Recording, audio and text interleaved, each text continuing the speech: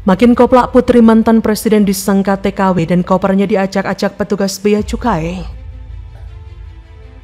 Ini dialami oleh putri mantan presiden Republik Indonesia. Perlakuannya sangat menghina, apalagi perlakuan petugas bea cukai kepada TKI atau TKW kita yang pulang ke Indonesia. Pasti jauh lebih kejam dan lebih tidak sopan. Kenapa ya? Urusan jabatan di pajak dan juga bea cukai itu makin kesini kok makin kesana. Pantesan kabarnya banyak orang yang mau bayar mahal untuk dapat posisi jabatan-jabatan strategis di pajak ataupun bea cukai ya, kabarnya. Dan kali ini potensinya bisa ngalahin dua pejabat sebelumnya yang dari Kementerian Keuangan juga yang sudah dipecat kemarin. Alisa Kotrunada Munawarah Wahid alias Alisa Wahid, putri sulung Presiden Indonesia keempat, Abdurrahman Wahid atau Gus Dur, membagikan cerita saat kopernya diaduk-aduk oleh petugas bea cukai di Bandara Suta. Alisa Wahid mencuitkan kisah itu di akun Twitter @alisawahid saat berkomentar dalam postingan cerita TKW yang kerap diperlakukan buruk oleh pihak bea cukai. Alisa mengaku kejadian itu dialami saat pulang dari konferensi di Taiwan pada 2019-2020. Saat pemeriksaan koper, Alisa disangka TKI oleh salah satu petugas bea cukai. Cuit Alisa, suatu ketika saya pulang dari konferensi di Taiwan, di Cengkareng saya diarahkan untuk menuju meja pemeriksaan yang di dalam itu. Mbak petugas nanya, kamu pulang kerja ya di Taiwan? Berapa lama kerja di sana? Bawa apa aja? Buka kopernya. Alisa kala itu membuka koper sambil memberikan paspor. Namun petugas tersebut menyodorkan berbagai pertanyaan yang menyudutkan isi koper dan apa yang ia lakukan di Taiwan. Bahkan petugas tersebut bertanya kerja apa kepada Alisa.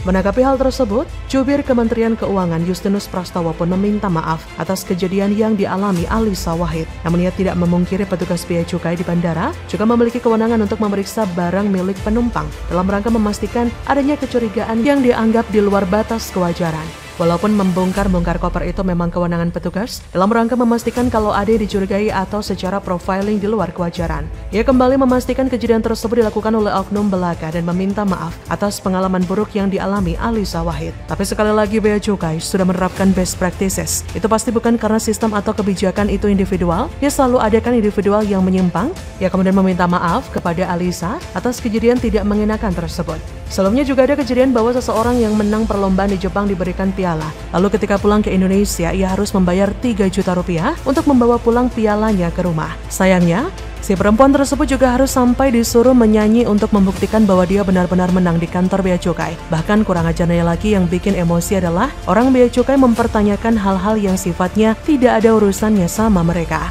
Buat saya ini adalah salah satu cerita yang memang harus diviralkan untuk mempertontonkan betapa busuknya dan bangsatnya orang-orang di dalam bea cukai ini. Gak usah ngomongin oknum karena kerusakannya memang sudah mendarah daging dan ceritanya itu sudah banyak menyebar seperti virus yang tidak bisa dihentikan.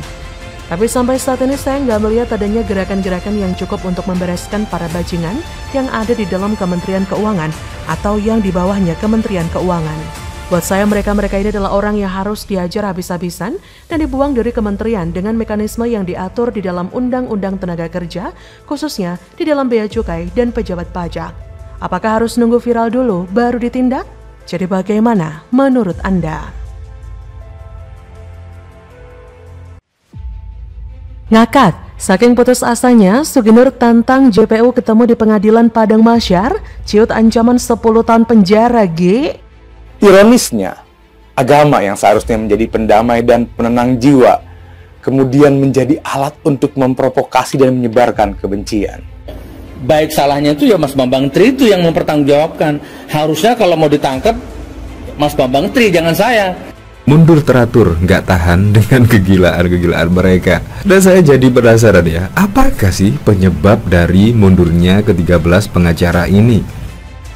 Dilansir dari laman tv1news.com, dua terdakwa kasus ujaran kebencian atau ITE dan penistaan agama, Bambang Trimulyono dan Suginur Harja atau Suginur dituntut 10 tahun penjara oleh Jaksa Penuntut Umum dalam sidang di Pengadilan Negeri Solo Selasa 21 Maret. Tuntutan tersebut didasarkan pasal 14 ayat 1 Undang-Undang RI nomor 1 tahun 1946 tentang Peraturan Umum Pidana, pasal 55 ayat 1 KUHP tentang menyebarkan berita atau pemberitahuan bohong, yaitu dengan sengaja menyebabkan keonaran di kalangan rakyat bersama-sama sebagaimana dalam dakwaan pidana primer. 5 JPU secara bergantian membacakan tuntutan menyatakan yang menjadi dasar pertimbangan jaksa untuk mengajukan tuntutan pidana, yaitu yang bersangkutan pernah dihukum, terdakwa tidak mengakui perbuatannya, berbelit-belit dalam persidangan, dan terdakwa tidak menyesal. Jaksa juga menyatakan hal yang meringankan bagi terdakwa dianggap tidak ada. Memperhatikan ketentuan Undang-Undang Pasal 182(1)A, Pasal 22 Ayat 4, Pasal 193, di ketentuan Pasal 222, Undang-Undang Nomor 8 Tahun 1981 tentang Kitab Undang-Undang Hukum Acara Pidana, serta KUHP yang bersangkutan. Kata JPU dalam tuntutannya, menuntut supaya Majelis Hakim PN Surakarta memeriksa dan mengadili serta memutuskan 1. Terdakwa Sugi Raharja atau Sugi Nur secara sah dan meyakinkan melakukan perbuatan dengan menyiarkan berita atau pemberitaan bohong dengan sengaja menerbitkan keonaran. 2. Menjatuhkan pidana penjara kepada terdakwa Sugi Raharja 10 tahun penjara, dikurangi masa tahanan, dan 3. Mengamankan barang bukti. Atas tuntutan 10 tahun tersebut, Sugi tampak tenang menerima salinan tuntutan dari JPU. Namun, dari kata-katanya terdengar seperti mengancam kepada JPU. Kata Sugi Nur kepada JPU, "Kita akan bertemu di Padang Masyar, disitulah pengadilan yang sebenarnya." Saat pergi meninggalkan ruang sidang, Sugi kepada awak media mengatakan bersyukur atas tuntutan tersebut. Sugi menyampaikan kenapa tuntutannya sama dengan Bambang Tri, padahal dirinya hanya YouTuber yang mengundang narasumber. Ia berkata, "Saya hanya seorang YouTuber yang mengundang narasumber.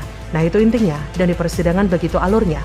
Tapi ternyata tuntutannya sama dengan Bambang." Sebelum Sugi, sidang pembacaan tuntutan ditujukan kepada terdakwa Bambang Tri Mulyono, pengarang buku Jokowi Undercover.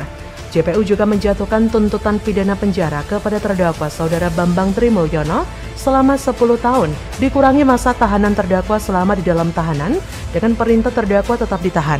Hakim Ketua Mohyuli Hadi yang memimpin sidang memberikan waktu 1 minggu kepada Bambang Tri untuk mengajukan pembelaan atau pledoi. Kepada Majelis Hakim, Bambang Tri pun membacakan sebuah tulisan tentang rencana gugatannya ke pengadilan terkait pencabutan ijazah SMA Jokowi. Kata Bambang Tri kekeh, Jokowi bukan lulusan SMA 6 Surakarta tahun 1980 dan ijazah Jokowi palsu. Untuk menjaga nama baiknya, Jokowi dipersilakan mundur baik-baik dan saya, Bambang Tri, akan mengajukan gugatan ke MK. Gila benar.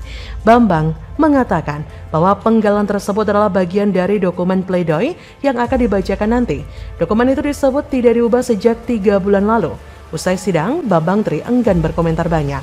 Ia berkata, "No comment, saya tetap menghormati putusan pengadilan," sambil berjalan meninggalkan ruang sidang.